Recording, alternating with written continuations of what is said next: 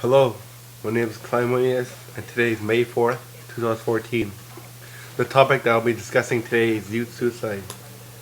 Suicide is a deeply troubling event that challenges our assumptions about the meaning and value of life and leaves a wake of pain and perplexity among the families and friends of those who end their lives. What makes life worth living despite hardship and adversity? What makes some individuals decide to take their own lives or to act impulsively in self-destructive ways with no regard for their future? To what extent does suicide affect individual suffering or wider social pandemic? Although suicide is just one indicator of individual and collective suffering, it demands special attention because of its severity and finality. In recent years, Aboriginal people in Canada have suffered from much higher rates of suicide than the general population. The overall Canadian rate has declined, while in some Aboriginal communities and populations, rates have continued to rise for the last 2 decades. Although there are enormous variations across communities, bands, and nations, the overall suicide rate among First Nation communities is about twice that of a total Canadian population. The rate among Inuit is still higher, 6 to 11 times higher than the general population. For Aboriginal people, suicide is an inflection of the young. From the ages of 10 to 29, Aboriginal youth on reserves are 5 to 6 times more likely to die of suicide than their peers in the general population. Over a third of all deaths among Aboriginal youth are attributed to suicide. Although the general difference is smaller than among the non-Aboriginal population, males are more likely to die by suicide, while females make attempts more often. Despite widespread concern about these alarming statistics, there continues to be a lack of information on Aboriginal suicide, its origins, and effective interventions. Suicide is a behavior or action, not a distinct psychiatric disorder. Like any behavior, it results from the interaction of many different personal, historical, and contextual factors. Suicide may be associated with a wide range of personal and social problems and have many different contributing cases in any individual instance. In fact, suicide is only one index of the health and well-being of population, and it is important to view suicide in the larger context of psychology and social health and well-being. Suicide is never a result of a single cause, but arises from a complex web of interacting personal and social circumstances. From the perspective of prevention, the contributors to suicide can be thought of in terms of risk factors that increase the likelihood of suicidal behavior and protective factors that reduce it. These risk and protective factors include the physical and social environments, individual constitution, temperament or developmental experiences, interpersonal relationships, alcohol and substance abuse, suicidal ideation, and previous suicide attempts, and coexisting psychiatric disorders.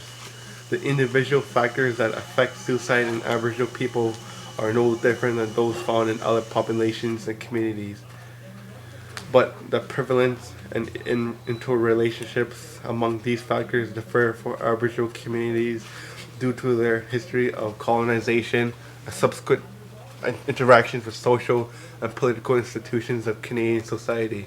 Suicide is just one indicator of the stress in communities. For every suicide, there may be many more people suffering from depression, anxiety, and other feelings of entrapment, powerlessness, and despair. At the same time, every suicide has a wide impact affecting many people, family, loved ones, and peers who find echoes of their own predicament and who sometimes may be prompted to consider suicide themselves in response to the event. The circle of loss, grief, and mourning after suicide spreads outwards in the community. In small Aboriginal communities where many people are related, where many people are faced similar histories of personal and collective adversity, the impact of suicide may especially widespread and severe. In 2011, Canada alone had 3,728 confirmed suicides. 528 of the cases were from the ages 10 to 24. Approximately 50 people will engage in some sort of suicidal behavior, while 1,000 people will consider suicide in their lives.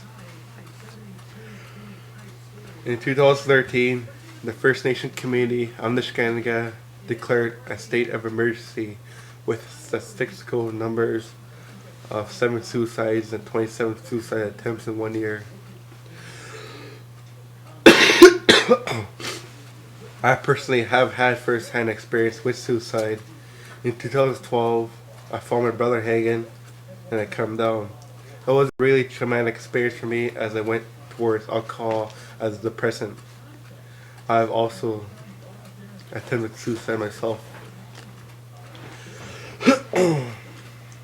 But today I'm happy for the life I live and I'm happy for the man that I am becoming.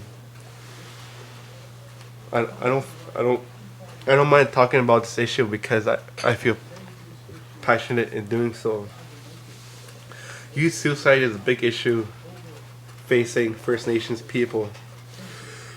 We need to start discussing this topic and we need to empower one another. We need to change. Every day our young people are struggling. There are many factors to suicide.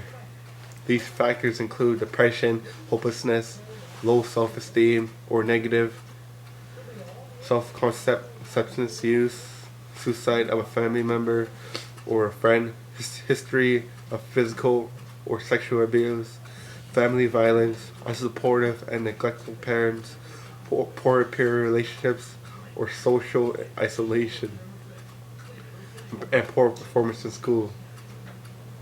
Two overlapping patterns of vulnerability to suicide can be identified in the existing literature.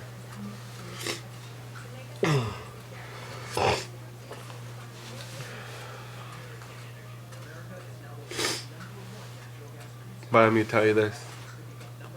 There's hope. There are people out there that are willing to talk, just like myself. There are support lines out there that you can call. Don't give up. Empower one another and love the life you live. Suicide is a big issue, and we need to change it. Big wedge. Hello.